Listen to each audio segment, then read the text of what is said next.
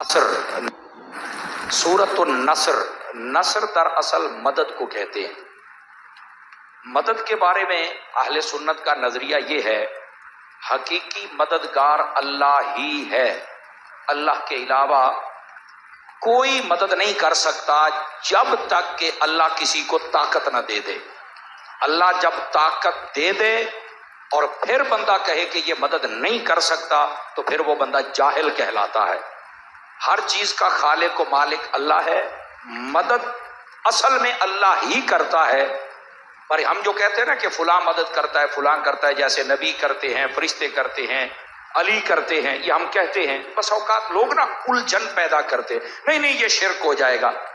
मैंने कहा फर्क ये है कि जब आप किसी को मददगार कह रहे हैं, क्या खुदा समझ के कह रहे हैं? कहा जी नहीं। तो मैंने कहा फिर शिर्क काहे का? हम मदद तो बहुत, जब मकान बनाते हैं तो तब भी हम दोस्तों से कहते हैं यारों को 5-7 लाख रुपया दे, थोड़ी जा आसरा करा। ये आसरा कैसा है? मदद ही है ना, और क्या है? बेटे बेटियों की शादी रख लेते हैं तो फिर भी कहते हैं यार को 5-7 लाख रुपया थोड़ी जा कुछ 4 एक महीने कढ़ा। ये क्या है बताइए मुझे? मदद ही है ना जी। तो यहां लेना जायज है? नहीं समझ आ रही ना? यहां लेना जायज है? कहते बिल्कुल जायज है। तो मैंने कहा अगर दुनियावी तरीका कार के मुताबिक जायज है तो दीनी तरीका तो उससे अफजल होता है, तो उसको फिर क्यों ना जायज कहते? उल्ट पैदा की जाती है, नहीं जी वो बंदे, वो अफराद, वो हस्तियां, वो बुजुर्ग जो कब्रों में तशरीफ ले गए, उनसे मदद क्यों मांगते हैं? ये आपका शौक भी शेख मुहक्किक ने पूरा कर दिया है। वो फरमाते हैं, सवाल उठाया कि अल्लाह का वली जब तक जिंदा होता है तब तक मदद करता है या फिर कब्र में चल के भी वो कर सकता है? आपने जो जवाब दिया जरा हौसले वाला बंदा सुने। आप फरमाते हैं वली जब तक जिंदा रहता है वो तब भी मदद करता है, जब कब्र में चला अल्लाह की अता से तब भी करता है, लेकिन दुनिया में रह के वो मदद थोड़ी करता है, कब्र में जाके ज्यादा करता है। मुझे पता था कई बंदे चुप हो जाएंगे, ये रखी मतलब होया भाई, दुनिया में रह के वो मदद थोड़ी करता है, कब्र में चल के मदद। भाई इसका फलसफा क्या है हमें भी समझाओ। आप जो कहते हैं शेख मुहक्किक हमारा है, तो मैं कहता तकड़ा होके सुन। उन्होंने क्या फरमाया? वो फरमाते हैं वजह ये है हमारा ये जिस्म ये मिसले पिंजरा के है और इसके अंदर हमारी रूह कैद है। फरमाते हैं मिसाल समझो, जब तक शेर पिंजरे में होता है वो दौड़ता है, उसकी दहशत होती है, पर वो अपने जौहर नहीं दिखा सकता। जब उसे छोड़ दिया जाए तो फिर पूरे जंगल के जितने भी कुत्ते बिल्ले होते हैं सारे डर जाते हैं कि शेर मैदान में आ गया है। इसी तरह बंदा मोमिन की रूह जब तक उसके इस पिंजरे में होती है वो उतने जौहर नहीं दिखा सकता। जब ये रूह यहां से निकल जाती है, अब जो भी बुलाता है ये अल्लाह का वली पहले पहुंच जाया करता है। अब बात समझ आई आप सभी हजरात को? तो ये अल्लाह वालों के बारे में शेख मुहक्किक ने ये नजरिया खोल के बयान कर दिया है। आप जितने अहले सुन्नत के अहबाब है ना, आप तकड़े होके अपने अकीदे पर अमल किया करें। ये जो परहेजी मुसलमान होते हैं ना, कौन से मुसलमान? परहेजी मुसलमान, ऐसे ही छोटी छोटी बात से परहेज करने वाले। जहां परहेज करना है वहां करते नहीं, और जहां नहीं करना वहां परहेज कर रहे हैं।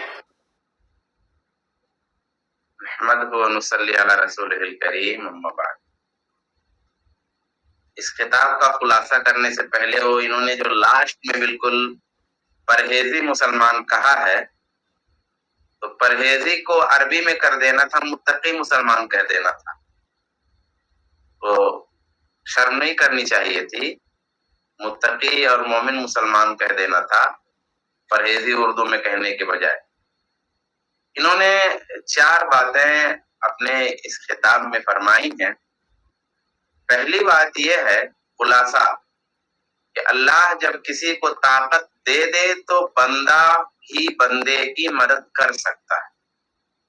ये पहला नुक्ता है जो मुख्तलिफ अल्फाज में है, लेकिन खुलासा यही है कि अल्लाह की अता से, अल्लाह की दिए हुए ताकत से एक बंदा किसी बंदे की मदद कर सकता।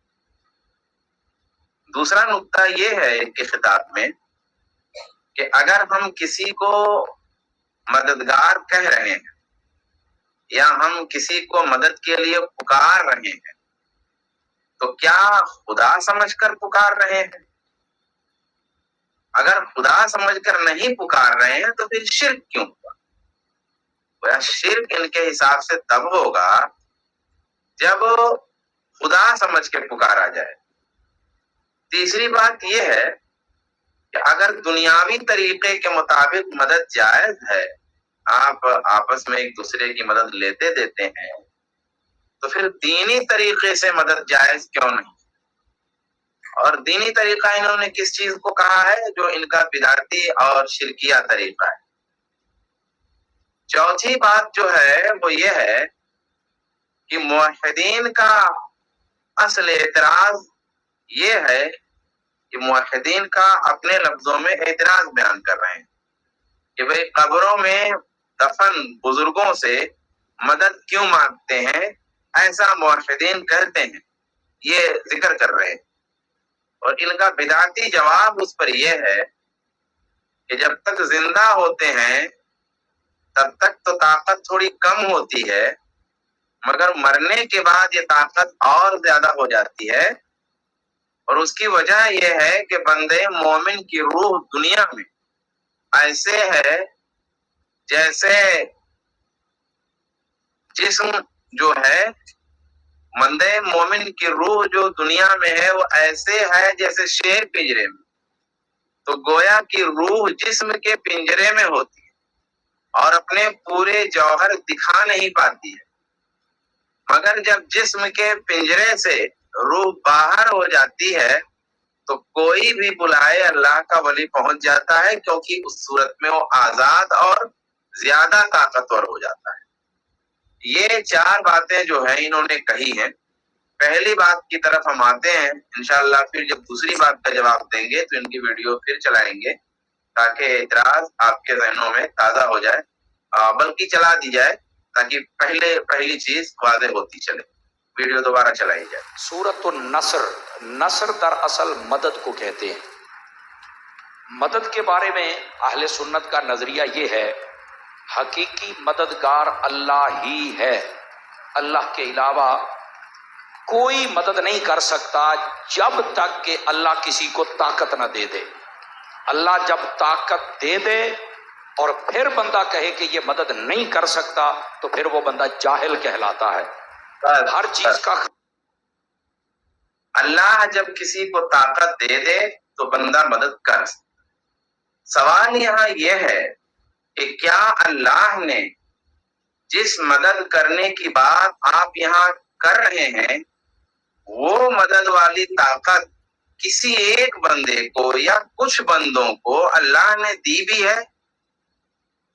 کیونکہ یہ متفق علیہ عقیدہ ہے کہ اللہ تعالی نے اپنی کوئی طاقت، اپنا کوئی اختیار، اپنی کوئی صفت کسی بھی بندے کو ہرگز نہیں دی۔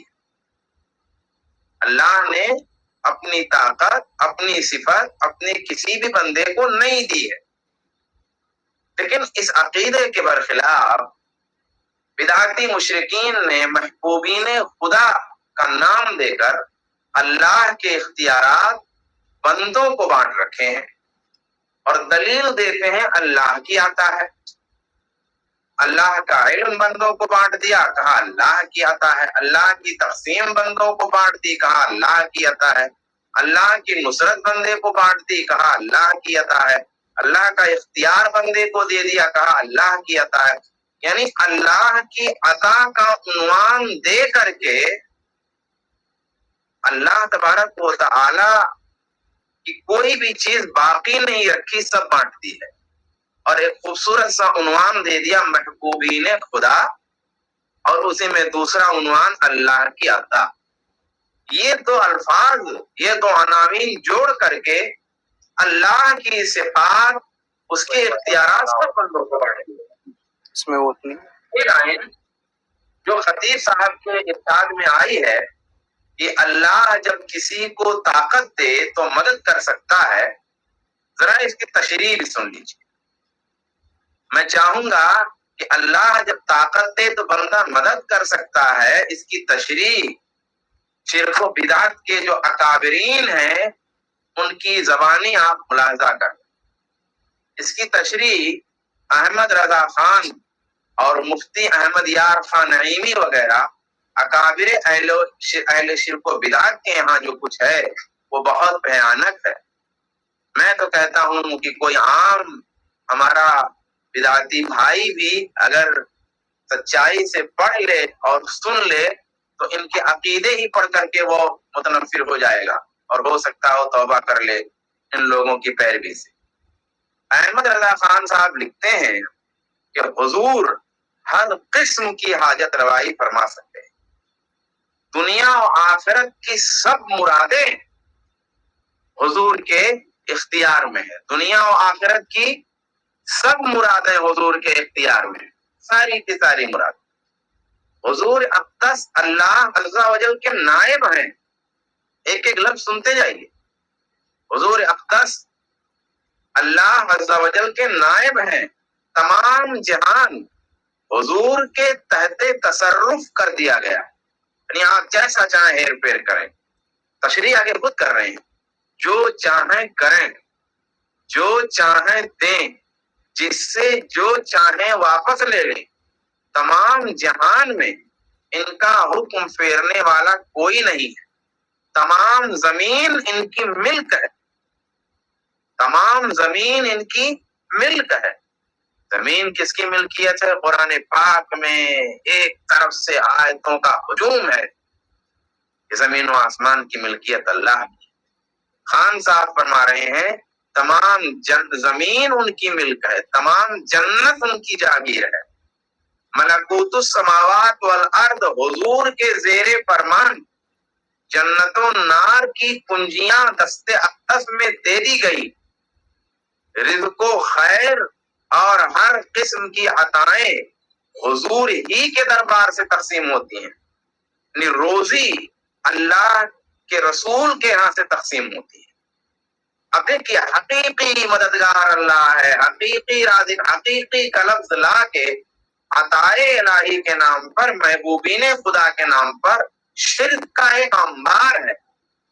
فرماتے ہیں احکام تشریعہ حضور کے قبضہ میں کر دیے گئے کہ جس پر جو چاہیں حرام فرما دیں، جو چاہیں حلال کر دیں اور جو فرض چاہیں معاف کر دیں.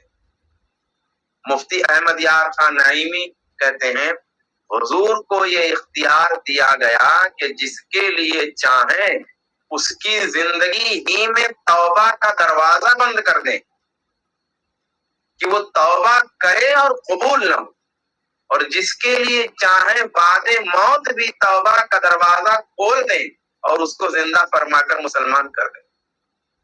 سری شرک و بدعت، سری کفر و شرک بھرا پڑا ہے. یہ میں چاہ رہا تھا کہ وہ جو ایک لائن خطیب صاحب نے دی ہے عطائے الہی کے نام پہ، اس کی شرح ہو جائے کہ وہ عطائے الہی کے نام پہ جو کچھ یہ شرک و کفر کرتے ہیں وہ ہے کیا. آپ نے اب ذرا سا ایک نمونہ سن لیا ہے. اب آپ سمجھ گئے ہوں گے کہ بدعتی مشرکین کے ہاں اللہ کی عطا کا مطلب کیا ہے. اللہ کی عطا کا مطلب خدائی اٹھا کے دے دینا ہے.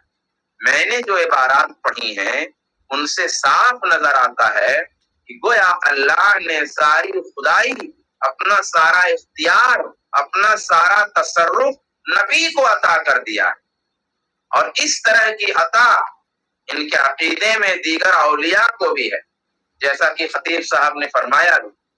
گویا جس طرح بادشاہ اپنے وزیر اور حاکم کو جس طرح اختیار دے دیتا ہے اور پھر بادشاہ اس سے بے دخل ہو جاتا ہے، اختیار قلم کاغذ سونپ دیتا ہے، بتا دیتا ہے یہ مملکت ہے، سلطنت ہے اور اس کو سنبھالنا ہے آپ کو، بے دخل ہو گیا، کبھی کبھار نظر کر لیا تو بادشاہ اس میں دخل نہیں دیتا. اسی طرح انبیاء اولیاء کو بھی اللہ کی عطا سے گویا اختیار ملا ہوا ہے. اب آپ قرآن پڑھیے، بالکل یہی عقیدہ مشرکین مکہ کا تھا. کلمہ کے منکر مشرکین کا یہی عقیدہ تھا جو آج کلمہ پڑھنے والے اہل شرک کا ہے. लब्बैक ला शरीक लक इल्ला शरीकन हुआ लक तमलिकुहु व मा मलक, के तेरा कोई शरीक नहीं, तेरा कोई शरीक। देखिए तौहीद बयान हो रही है, यानी तौहीद का एक टुकड़ा बोला जा रहा है लोगों को रिझाने के लिए, जैसा कि आज के शिर्क बिदात वाले करते हैं। तेरा कोई शरीक नहीं, और हम जो शरीक मानते हैं वो तेरा ही महबूब है। इल्ला शरीकन हुआ लक, मगर एक शरीक जो तेरा ही है। जैसे आज के अहले शिर्क और बिदात कहते हैं कलमा पढ़ने वाले कि अल्लाह के वो महबूब ही तो हैं जिनसे हम मांग रहे हैं, महबूबीन खुदा हैं जिनसे हम, वो भी यही कहते थे इल्ला शरीकन हुआ लक तमलिकुहु, तू ही उसका मालिक है, यानी वो तेरी ही अता का हामिल है, तेरी ही अता का हामिल है, तेरी अता के बगैर वो मालिक नहीं है। वो मामलक, तो सब अल्लाह की अता के नाम पर, यानी नाम जो मुशरिकीन लेते थे वो किस चीज का लेते थे साहब? वो अल्लाह की अता, कि जो शरीक है वो अल्लाह की अता से, अल्लाह की अता के बगैर कुछ नहीं है। जैसा कि अभी हमने अकाबिर शिर्क व बिदात की बाद इबारतें पढ़ी तो मुशरिकीन मक्का भी शर्मा जाए। वयअबुदूना मिन दूनिल्लाहि मा ला यज़ुर्रुहुम वला यनफ़अहुम वयक़ूलूना हाउलाई शुफ़ाअउना इंदल्लाह, वो लोग अल्लाह के सिवा पुकारते थे जिनको वो ना उन्हें नफा पहुंचा सके ना नुकसान पहुंचा सके। उनका कहना क्या था कि साहब देखिए इनकी कोई पूजा और इबादत नहीं हो रही, दरअसल इनके साथ जो हमारा मामला है वो ये है कि ये लोग अल्लाह के यहाँ हमारे सिफारिशी हैं। यानी मुशरिकीन मक्का जो शिर्क करते थे वो अल्लाह का नाम लेके ही करते थे, अल्लाह से कुर्बत का हवाला दे के ही करते थे, ये उनका शिर्क था। फइज़ा रकिबू फिल फुल्कि दअउल्लाह मुखलिसीना लहुद्दीन फलम्मा नज्जाहुम इलल बर्रि इज़ा हुम युश्रिकून, गोया जो मुशरिकीन थे वो आम हालात में गैरुल्लाह को भी पुकारते थे और उन्हें अल्लाह का नायब जानते थे, वरना ज्यादा मुश्किल हालात में सिर्फ अल्लाह को पुकारने का कोई मतलब नहीं। यानी हालात जब ज्यादा संगीन होते तो सिर्फ अल्लाह को पुकारते, और आम हालात में अल्लाह के साथ साथ दूसरों को भी पुकारते थे। क्यों पुकारते थे? कुरान के बयान के मुताबिक अल्लाह के यहाँ उनको सिफारिशी समझते थे, साहिब रुतबा और साहिब मकाम समझते थे। माना अबुदुहुम इल्ला लियुकर्रिबूना इलल्लाहि ज़ुल्फा, गोया जिन माबूदों की वो इबादत करते थे उन्हें महबूबीने खुदा समझकर करते थे, मुस्तकिल उनकी इबादत नहीं करते थे। मुस्तकिल उन्हें जो है फरियाद सुनने वाला नहीं समझते थे कि मुस्तकिल फरियाद सुनने वाले, हकीकी फाइल अल्लाह को समझते थे, मगर हकीकी फाइल के साथ साथ दूसरों को भी नायब मानते थे। ये मुशरिकीन का अकीदा था। आगे चला है, हर चीज का खालिक व मालिक अल्लाह है, मदद असल में अल्लाह ही करता है। पर हम जो कहते हैं ना कि फलां मदद करता है, फलां करता है, जैसे नबी करते हैं, फरिश्ते करते हैं, अली करते हैं, ये हम कहते हैं, बस औकात लोग ना उलझन पैदा करते, नहीं नहीं ये शिर्क हो जाएगा। मैंने कहा फर्क ये है कि जब आप किसी को मददगार कह रहे हैं, क्या खुदा समझ के कह रहे हैं? कहा जी नहीं। तो मैंने कहा फिर शिर्क काहे का?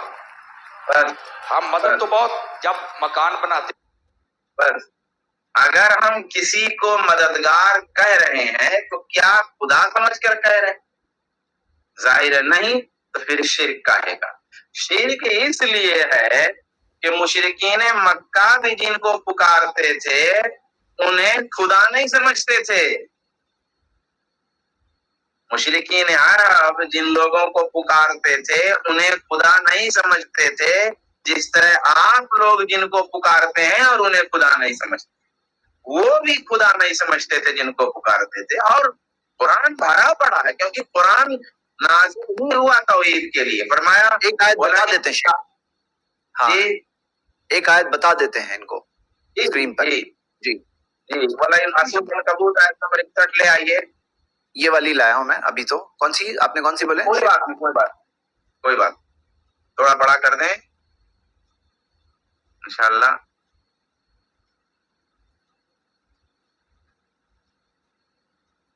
जी शेख। دکھائی دے رہی ہے؟ تھوڑا سا مطلب دکھائی دے رہا لیکن پڑھنے میں نہیں آ رہا. آپ پڑھ دیں ادھر سے آئے. جی آپ پڑھ دیجیے. اللہ سبحانہ وتعالیٰ نے فرمایا وَيَعْبُدُونَ مِن دُونِ اللَّهِ مَا لَا يَضُرُّهُمْ وَلَا يَنفَعُهُمْ، وہ عبادت کرتے ہیں اللہ کے علاوہ اوروں کی جو نہ انہیں نقصان پہنچا سکتے ہیں نہ فائدہ پہنچا سکتے ہیں. وَيَقُولُونَ، وہ کہتے ہیں هَؤُلَاءِ شُفَعَاؤُنَا عِندَ اللَّهِ، یہ اللہ کے پاس ہماری سفارش کرتے ہیں، یہ سفارشی ہمارے اللہ کے پاس. تو یہاں پر کیا کہہ رہے ہیں وہ لوگ؟ یہ ہمارے معبود ہے کہہ رہے ہیں. کیا یہ کہہ رہے ہیں کہ ہمارے گاڈز ہے، یہ ہمارے معبود ہے؟ وہ کہہ رہے ہیں ہماری سفارشی ہیں. تو یہاں پر جو ان کا کہنا ہے کہ اگر خدا کہہ کر پکارو، گاڈ کہہ کر پکارو تو غلط ہے، یہ تو سفارشی کہہ کر پکار رہے ہیں، جیسے آپ بھی سفارشی کہتے ہیں کہ سفارش کرتے ہیں.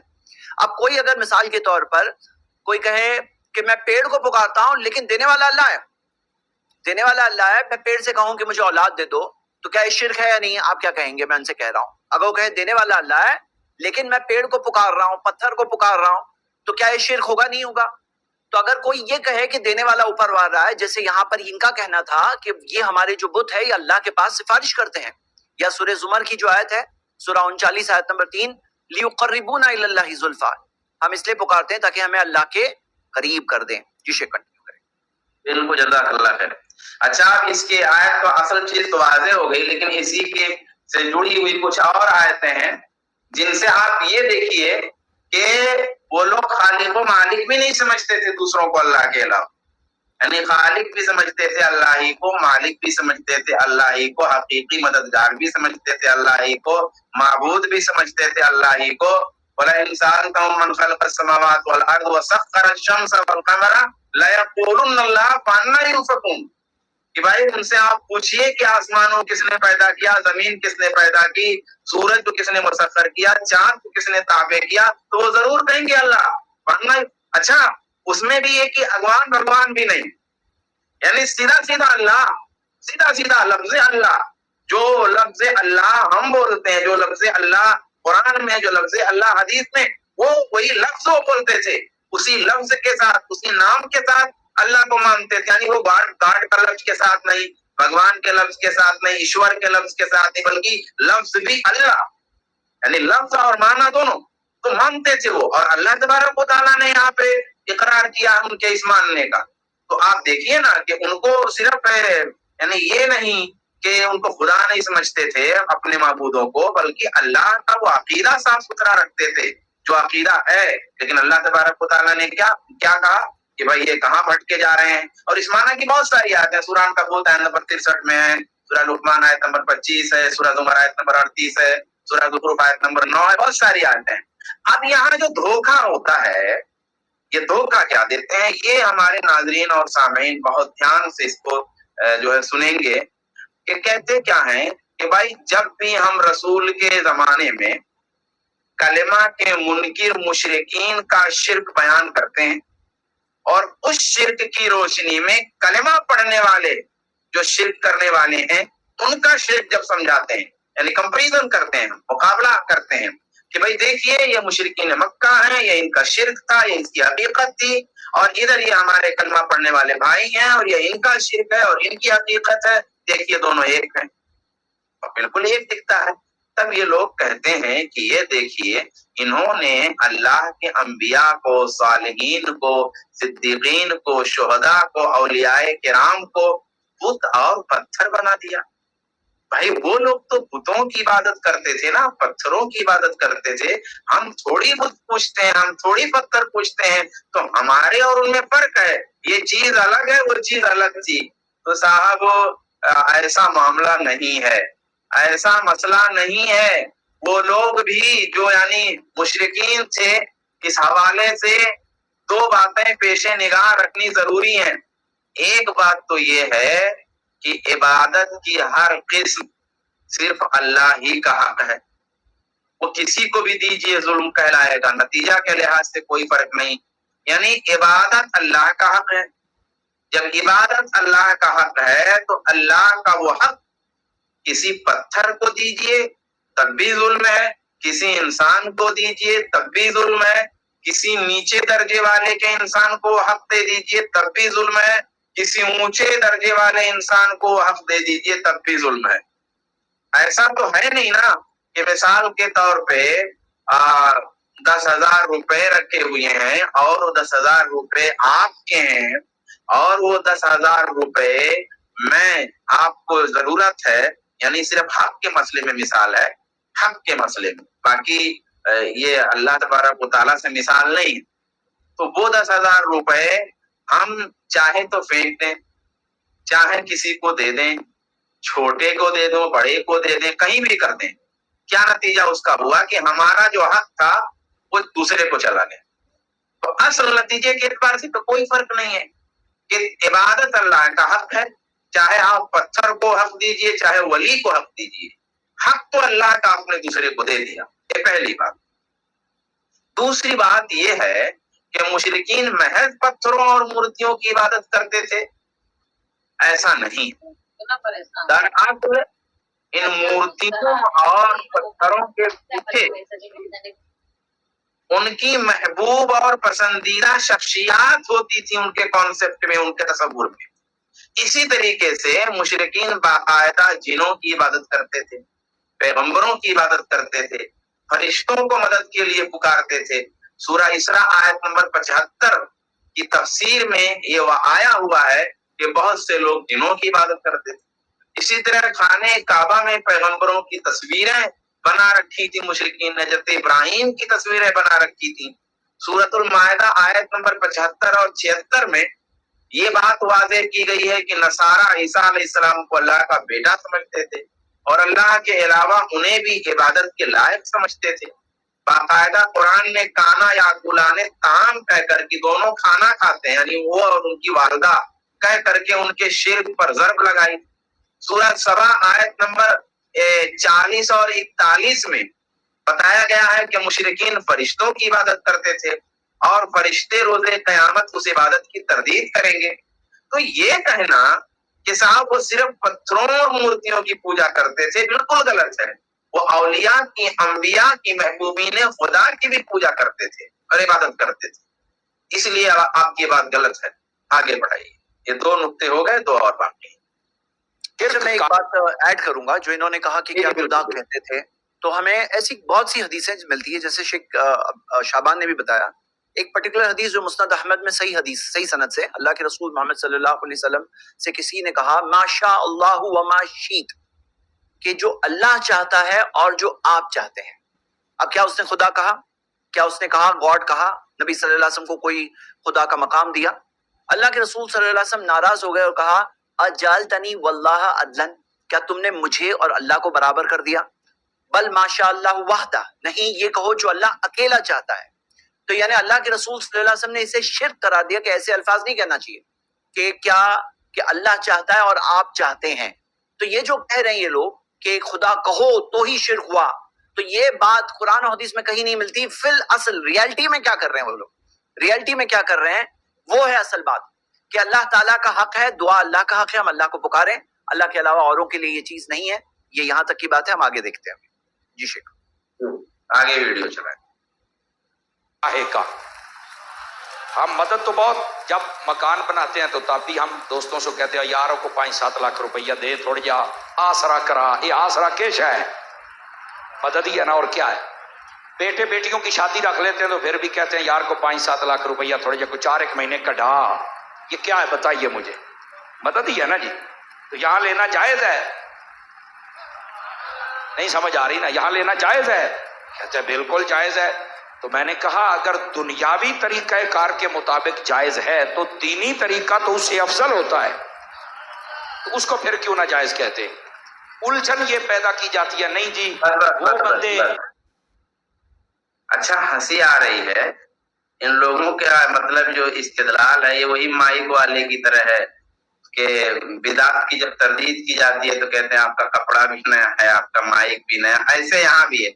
اب یہ لوگ بتا دیں کہ گویا جتنے بھی لوگوں سے اس سے بھی ہم نے پانی مانگ لیا، گویا ہم اس سے استعانت کر رہے ہیں۔ جب استعانت کی تمہاری یہی دلیل ہے تو گویا ہم نے جس سے پانی مانگا اس سے استعانت کر لیا، تو تمہارے نزدیک تو تم کافر سے بھی استعانت طلب کر رہے ہو، منافق سے بھی استعانت طلب کر رہے ہو، یہودی سے بھی استعانت طلب کر رہے ہو، چھوٹے بڑے پاگل عقل مند ہر ایک سے استعانت گویا طلب کر رہے ہو تم، فاسق فاجر سے بھی استعانت۔ مطلب استعانت کی پھر کوئی حد ہوئی؟ یا کوئی فرق ہے دونوں کے استعانت میں؟ یا تو فرق ہو یا تو فرق نہیں ہے. فرق نہیں ہے تو تم نے استعانت کو ایک کھلواڑ بنا دیا ہے. ہر اللہ سے بھی استعانت، انبیاء اولیاء سے بھی استعانت، فاسق فاجر سے بھی استعانت، مشرک سے بھی استعانت. اور اگر کہتے ہو فرق ہے تو ہم بھی تو وہی کہتے ہیں فرق ہے بھائی. اگر تم کہتے ہو کہ اس میں فرق ہے تو وہی بات تو ہم سمجھا رہے ہیں کہ یہ استعانت اور ہے اور وہ استعانت اور ہے. کہہ رہے ہیں کہ اگر دنیاوی طریقے سے جائز ہے تو پھر دینی طریقے کے مطابق جائز نہیں. ارے بھائی، جسے آپ دینی طریقہ کہہ رہے ہو نا، وہی تو بے دینی اور بددینی طریقہ ہے. وہ تو شرکیہ معاملہ ہے، وہ کفر والا معاملہ ہے جسے تم دین والا طریقہ کہہ رہے ہو. اسٹریم میں اس پر تو ہم بہت بات کر چکے، اس لیے میں یہاں بات پڑھاؤں گا نہیں. ایک ٹکڑا ایک روایت کا پیش کرتا ہوں، صرف ایک ٹکڑا، جس سے مسئلہ، چونکہ اب یہ میں نے جو سیریل لیا تھا اس میں اعتراض آ رہا تھا، میں نے اس کو بھی لے لیا، ورنہ اس کا جواب تو ہو چکا ہے. اللہ کے رسول صلی اللہ علیہ وسلم کی ایک حدیث ہے، آپ خطاب فرما رہے ہیں تمام لوگوں کو. اسی میں آخر میں اپنی بیٹی کو خطاب فرما رہے ہیں کہ یا فاطمہ بنت محمد، اے فاطمہ محمد کی بیٹی. اچھا، یہاں میری بیٹی اللہ کے رسول نے نہیں کہا. یعنی اس طرح سے، یعنی جو جملہ ہے وہ گویا اس بات کا احساس دلا رہا ہے کہ میں کچھ نہیں کر سکتا. یا فاطمہ، اپنا نام لے کے کہا وہاں پہ کہ اے فاطمہ بنت محمد سلینی من مالی ما شئتی، میرے مال سے جو چاہے تو مانگ لے.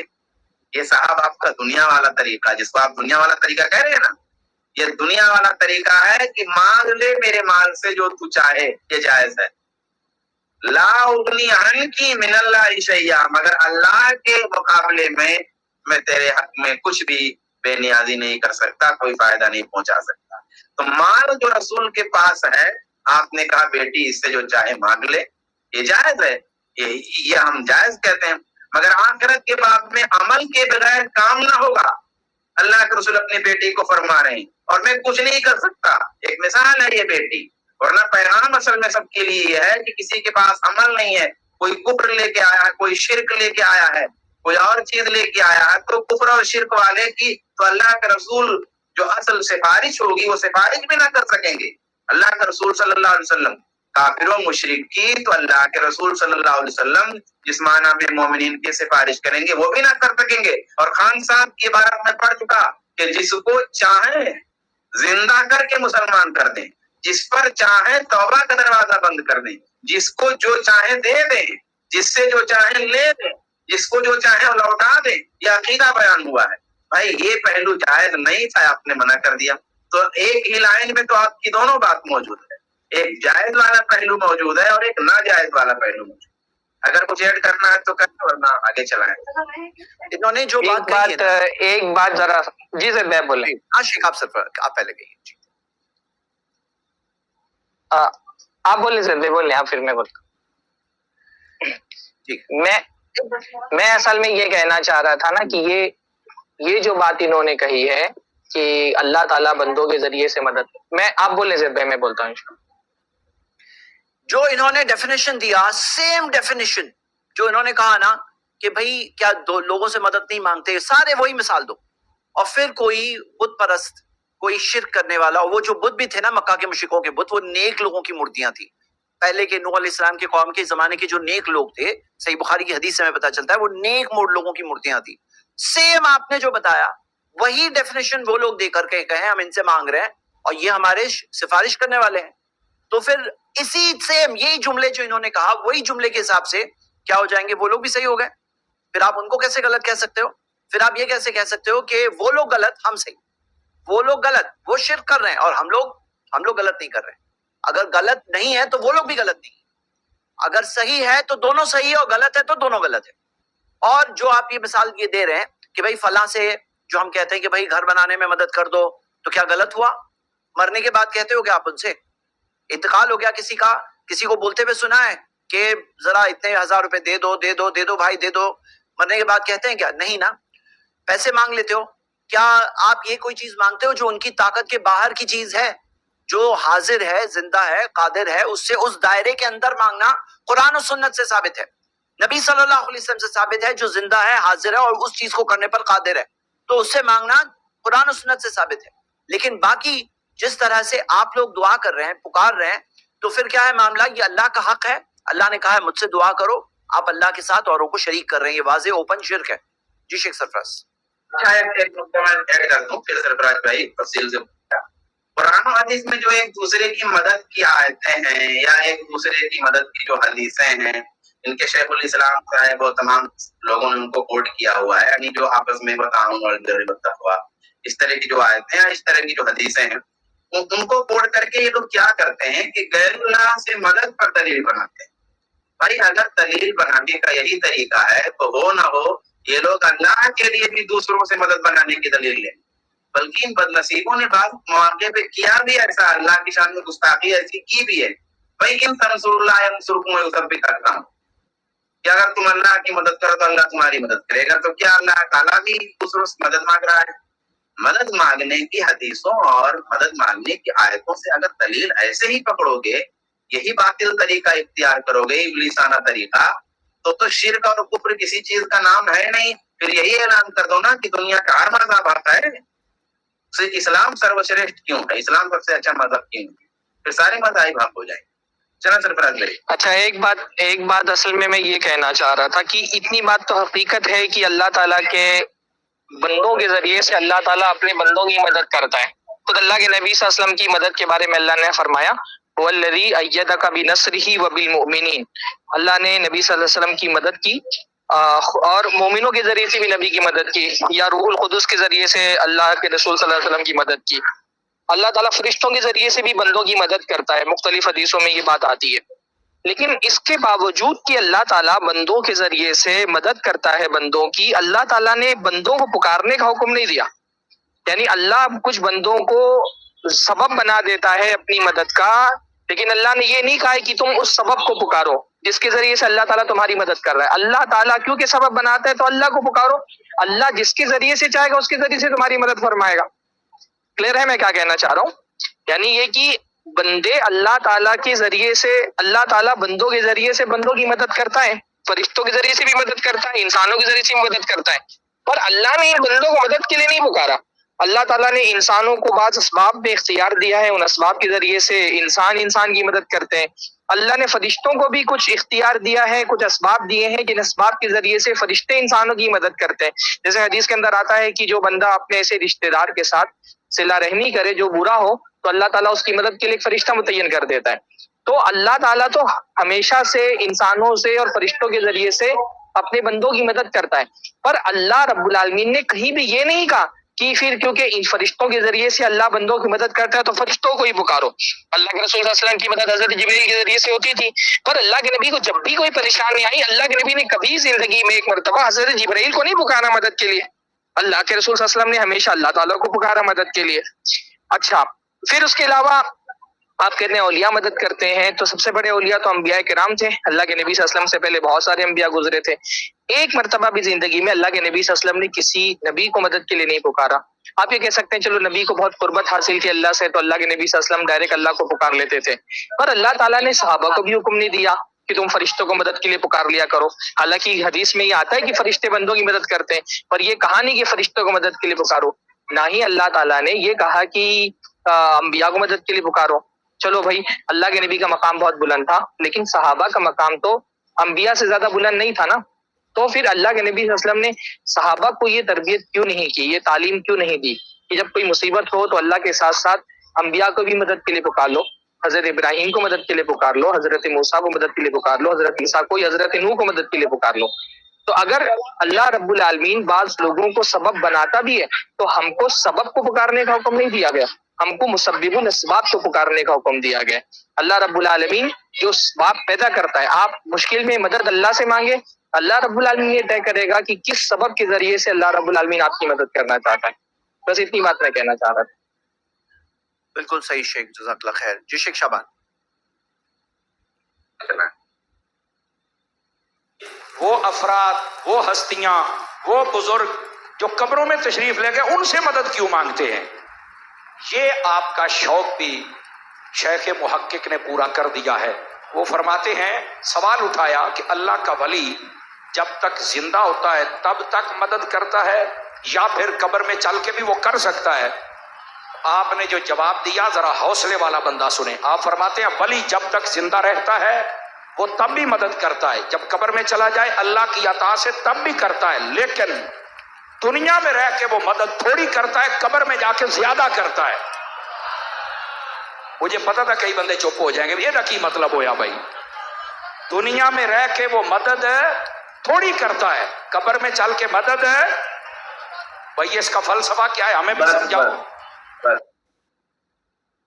قبروں میں گویا جو بزرگ دفن ہیں ان سے مدد مانگنے کی ایک وجہ یہ انہوں نے بتائی کہ مرنے کے بعد ان کی طاقت اور بڑھ جاتی ہے، جیسا کہ ابھی کچھ دن ہوئے ہیں بزرگوں یعنی فوت شدہ بزرگوں کے فیض پر ایک موحد کہے جانے والے عالم کی بھی ویڈیو کافی وائرل ہوئی تھی، پھر میں اسے یہاں چھیڑنا نہیں چاہتا۔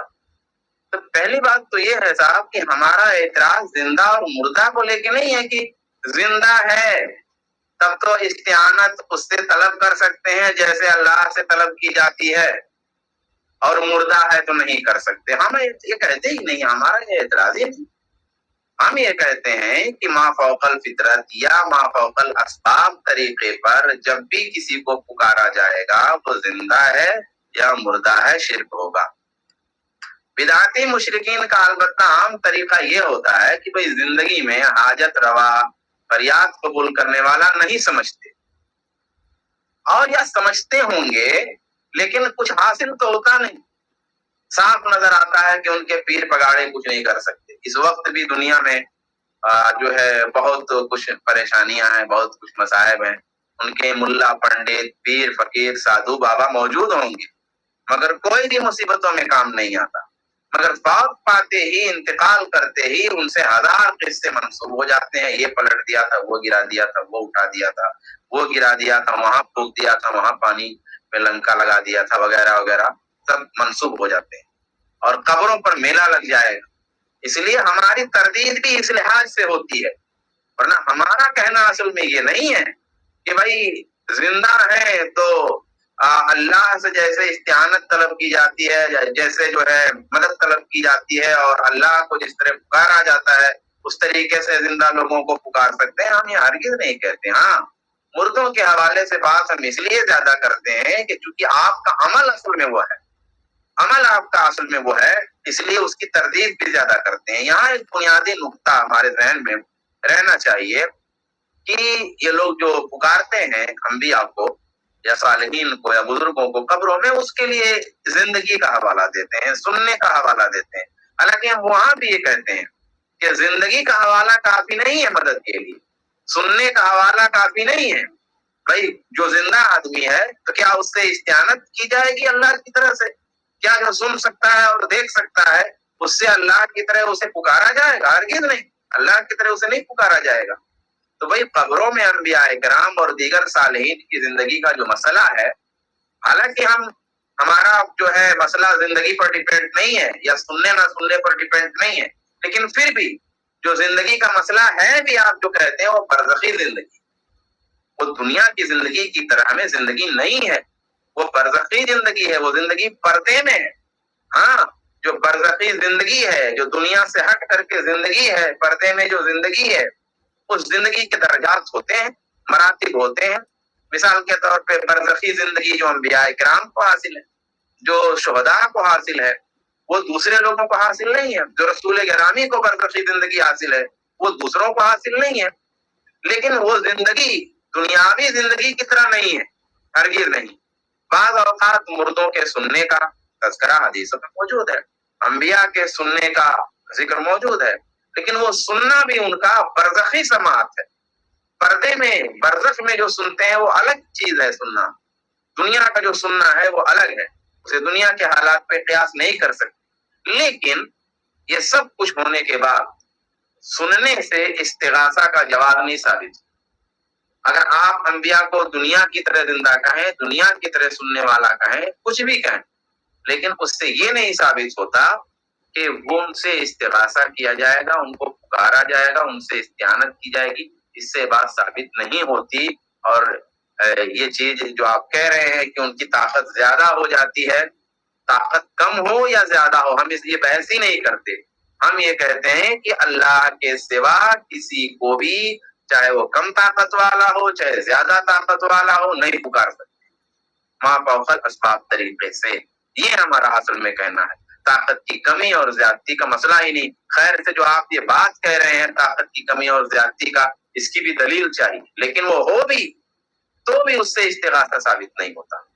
अल्लाह तबारक व तआला हमारे इन भाइयों को हिदायत नसीब फरमाए, इनको राह हक अता फरमाए और इब्लीस के चक्कर से इन्हें नजात अता फरमाए। आमीन।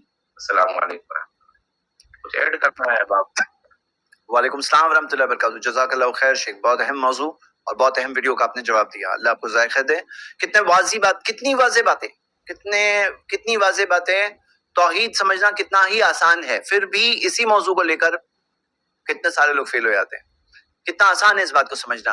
चलिए तो शेख किफ़ायत एक वीडियो का इंशाल्लाह जवाब देने वाले हैं, लेकिन मैं देख रहा हूँ कि बैक स्टेज को बहुत सारे इंटरेस्टिंग गेस्ट आए हैं, तो क्या करें मैं सोच रहा हूँ।